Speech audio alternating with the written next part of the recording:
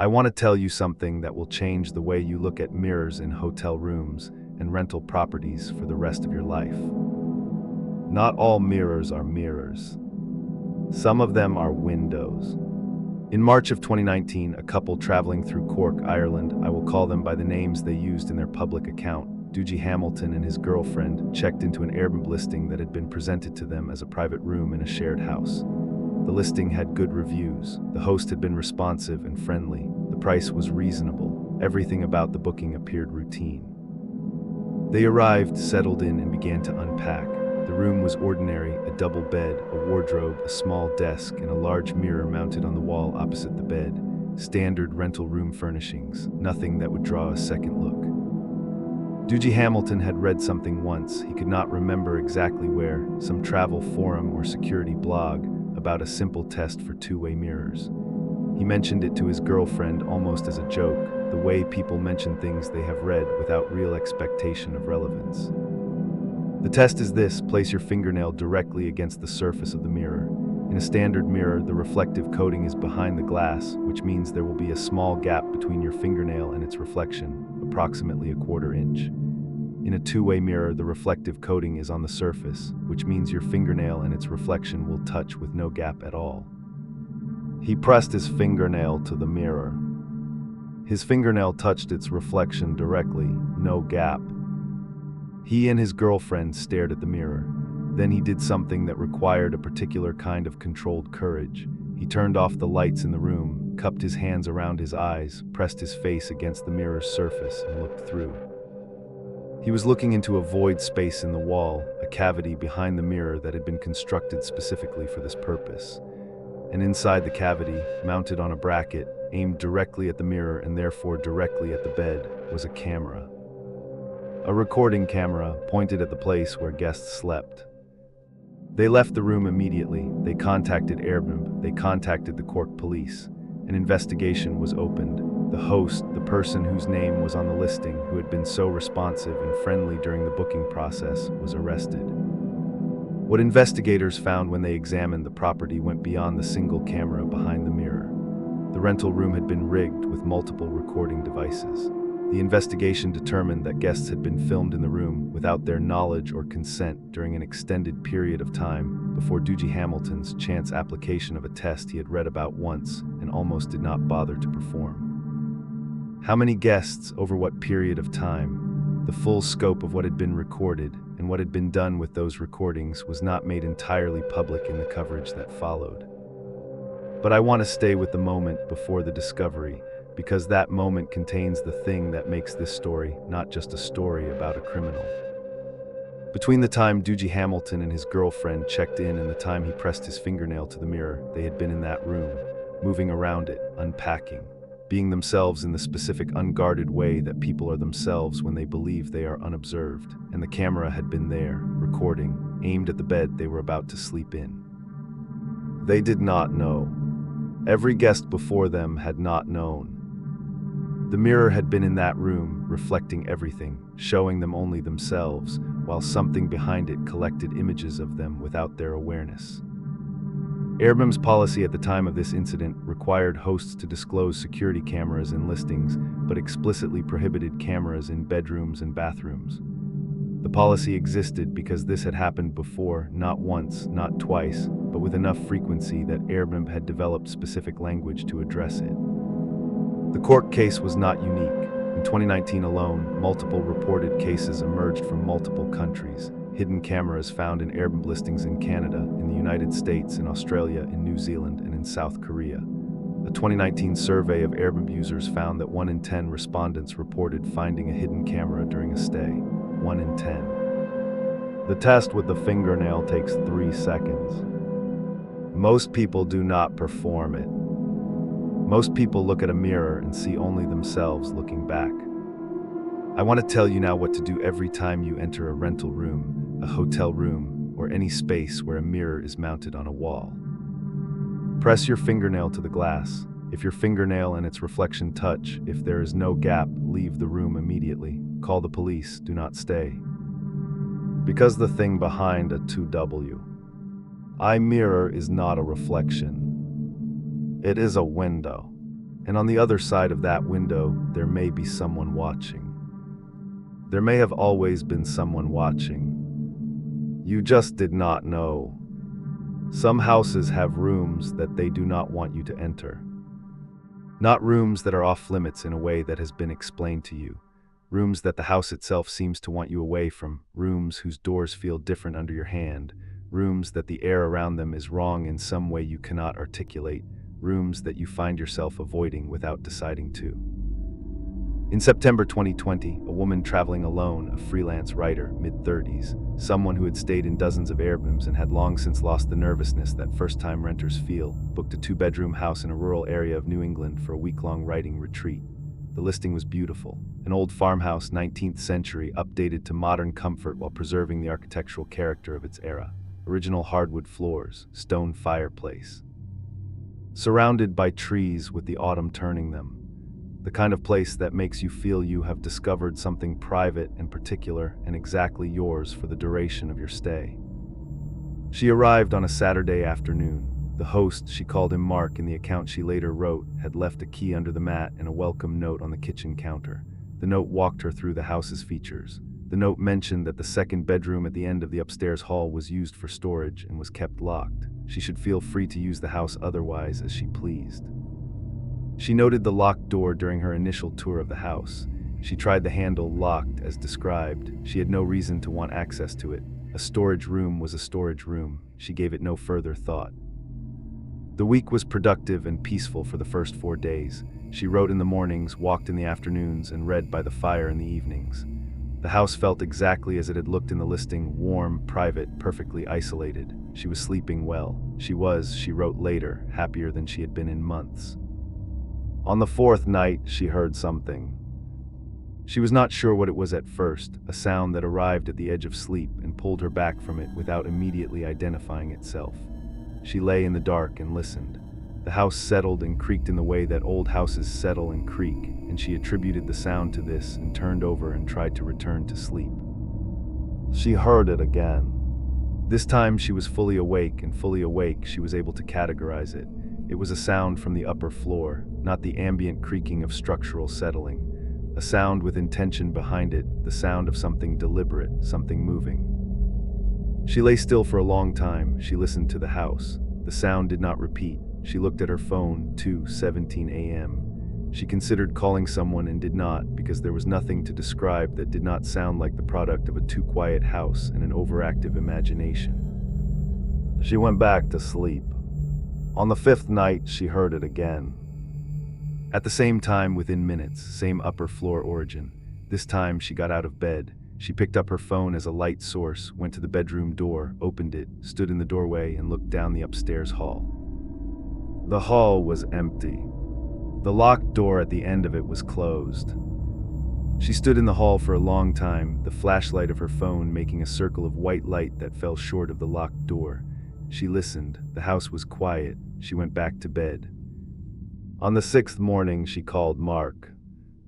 She told him she had been hearing sounds from the upper floor at night, around 2 in the morning, and that they seemed to originate near the locked room. She kept her voice neutral. She was embarrassed slightly by the conversation, embarrassed to be a grown woman calling her host to report nocturnal sounds in an old house. Mark's response was immediate and specific in a way that registered as strange. He told her that sometimes animals got into the crawl space under the eaves near that room. He told her it was nothing to worry about. He told her he was sorry it had disturbed her sleep and that she should call him if it happened again. She thanked him and ended the call. That night, the 6th night, she set an alarm for 1:45 a.m. When it woke her, she got up immediately, opened her bedroom door quietly, and stood in the darkened hallway. At 2:09 a.m., she heard the sound. It was coming from behind the locked door, not from above it, not from the crawl space over it, from within the room itself. A sound she now, standing in the dark hallway 14 feet from the door, could identify without ambiguity. Footsteps. Someone was walking in the locked room. Back and forth, slow, steady footsteps on the old hardwood floor. Back and forth in the confined space of the room behind the locked door at 2:09 in the morning in a house where she was supposed to be alone. She went back to her bedroom, locked the door, dressed F. Uli packed her laptop and her essential documents into her bag and called the police. She sat on the bed with the door locked and waited. The responding officer, she described him as a local deputy, the kind of small-town law enforcement presence that takes a call from an Airbnb guest reporting noises with a certain amount of skeptical patience, arrived 40 minutes later.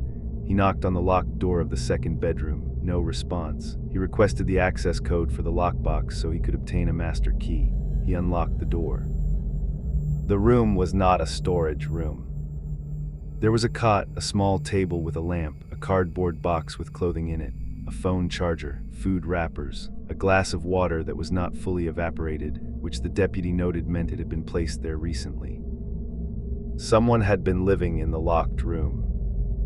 Not visiting, living. The quantity of food wrappers, the arrangement of the belongings, the wear pattern on the floor around the cot, all of it indicated extended occupancy. Someone had been in that room for the duration of her stay, at a minimum, possibly longer. The investigation that followed revealed that the Airbnb listing had been operating with an undisclosed occupant in the locked room, a person connected to the host who had been in the house throughout her week-long stay. During the days while she was present in the house and moving through it, this person had remained in the room. At night, after she went to bed, they had moved around. She had been told the room was for storage. She had tried the handle on the first day and found it locked and accepted this. She had slept 5 feet from a room where someone was living for 5 nights before she understood that the sound she was hearing was footsteps. Mark has never been publicly named. The platform investigated the listing and removed it. The legal resolution, if any, was not made public. The woman who stayed in that farmhouse wrote about it extensively afterward. She wrote, "The thing I cannot stop thinking about is the days. During the days I walked through that house as if I owned it, as if I was entirely alone in it, as if the space was mine in the way that you believe a rented space is temporarily yours. And the entire time there was someone behind that door, listening, aware of every sound I made, knowing exactly where I was in the house and what I was doing, and I had no idea. The house knew the locked door was there the whole time. I just accepted the explanation and stopped thinking about it." We all accept the locked door and stop thinking about it. That is what frightens me most. This story is about a woman named Anna, and it begins with a smell. Anna booked an Airbnb in a mid-sized American city in October 2018, a private studio apartment in a converted Victorian house, listed by a host with dozens of positive reviews, priced competitively for the area and photographed well. She was in the city for a job interview that ran across 2 days, and the apartment was convenient to the building where she would be interviewing. She booked it for 3 nights. She arrived at the apartment on a Tuesday afternoon. It was a studio, 1 large room with a kitchen area, a bathroom, a bed in the corner, a small table, and chairs near the window. The previous guest had checked out that morning, according to the host's communication. The apartment had been cleaned since then, the host told her. A cleaning service came between every guest. Anna noticed the smell when she set her bag down. Not immediately. It arrived as she was standing in the middle of the room, taking stock of the space, the way you take stock of a new space when you arrive in it. A smell that was present underneath the cleaning products, underneath the fresh linens, something organic and specific that the cleaning had not fully covered. She attributed it to an old building, to the particular mustiness of Victorian architecture that cleaning can diminish but not eliminate. She opened the window. She unpacked. She did not think further about it until that night. She was lying in bed at approximately 11 p.m., reading on her phone before sleep, when she became aware that the smell was stronger. Not overwhelmingly so, but distinctly present in the way that smells you have identified and set aside sometimes reassert themselves when you are no longer distracted. She lay with it for a while. She thought about the Victorian building, the old wood, the layers of history in a structure that had housed many lives. She turned off her phone and went to sleep. In the morning, she noticed in the bathroom something that she had not registered on her initial tour. The bathroom had a single small window, frosted glass, too high on the wall to see out of. The window had a latch. The latch was not fully engaged. She latched it, she showered, she went to her interview. When she returned that evening, the latch was unlatched. She had latched it herself that morning. She was certain of it. The window was unlatched. She called the host. She said she had found the bathroom window unlatched and wanted to confirm that the cleaning service or any other person had access to the apartment during the day while she was out. The host was apologetic and prompt. He said no one had been in the apartment. He said the window latch was sometimes temperamental and that it could work itself loose. He apologized again. She considered this old Victorian building, temperamental hardware, an explanation available and reasonable. She latched the window again. She made a small piece of tape from her toiletry kit and placed it across the junction of the latch and the frame, the way you seal a letter, not a security measure, just a marker. If the latch opened on its own, the tape would remain intact. If someone opened it from outside and tried to close it again, the tape would be broken or displaced. In the morning, the tape was intact. The latch was unlatched. She called the host again. She described the tape. She said she understood this sounded strange, but that the latch was unlatching without breaking the tape seal and that she found this concerning. The host came to the apartment himself. He examined the latch and in front of her tested it multiple times. He agreed it was defective. He produced a small tool and tightened the mechanism on the spot. He told her it should hold now. He was professional and apologetic and left within 30 minutes. On the third morning, Anna's last morning before checkout, she was packing her bag when she moved the bed to retrieve a book she had dropped behind it. Under the bed, against the baseboard at the head of the frame, where it was not visible without moving the furniture, she found a phone. Not her phone, a phone she did not own and had not brought with her. An older model, screen cracked, without a case. She picked it up. It had no battery. She found a charging cable among her own things that fit the port and charged it long enough to turn it on. The phone belonged to a woman. Anna could see this from the lock screen notification, from the partial display of messages waiting to be read, from the name and face visible on the contact that had tried to call the phone 22 times. The name on the missed calls was Mom. The most recent missed call was 9 days ago. Anna looked at the date of the most recent missed call and then looked up the listing's reviews. The most recent review before hers was from a woman who had stayed 9 days ago, a woman traveling for a conference, according to her brief. And positive review who had given 5 stars and written only, clean, convenient, and the host was very responsive. One review before that was from 3 weeks prior. There was no review from anyone who had stayed between 9 days ago and Anna's arrival 2 days ago. Anna sat on the edge of the bed with the dead phone in her hand. She thought about the smell that had been present when she arrived, underneath the cleaning products, organic and specific. She thought about the window latch unlatching without breaking the tape seal, and she reconsidered for the first time whether it had been unlatching or whether it had been being unlatched and then relatched very carefully by someone who knew how to manipulate the mechanism and was trying not to be noticed. She thought about 22 missed calls from a mother to a daughter's phone, all going unanswered, the most recent 9 days ago. She called the police. What the police investigation found is not something that was ever made entirely public, because it fed into a larger investigation that was ongoing as of the last public information available, and because the details of what was found in the spaces of that Victorian building, the spaces between walls, the access panels, the areas of the building not visible to guests in the studio apartment, were the kind of details that investigations withhold. What is publicly known is this: the Airbnb listing was taken down, the host was questioned extensively, the phone was taken into evidence. The woman who had left the review 9 days earlier was located and was alive, and when reached, said she had not lost her phone during her stay and had no memory of leaving it behind. She said she had not noticed anything unusual. She said the apartment had been clean and the host was very responsive. The smell Anna wrote afterward was the thing she could not stop thinking about, not the window latch, not the phone, the smell. Because the smell had been there before anything else, before she had noticed anything else in the first moment of her arrival, when she had set her bag down and taken stock of the space and thought, old building, old wood, the layers of history in a structure that has housed many lives. She had been right about the layers. She had not been right about what they were.